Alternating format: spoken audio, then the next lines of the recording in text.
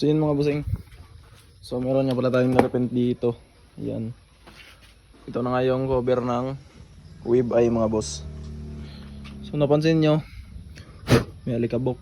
So wala pa tong top coat mga boss dahil nga ayan umulan. So yan, umulan na nga.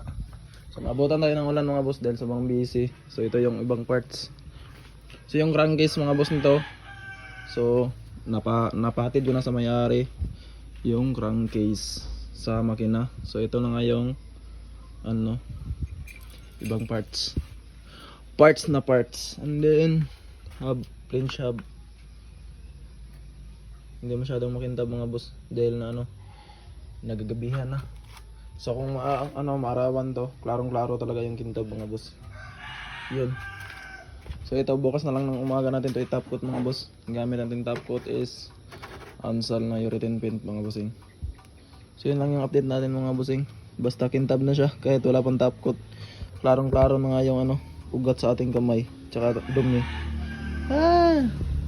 Sobrang dumi.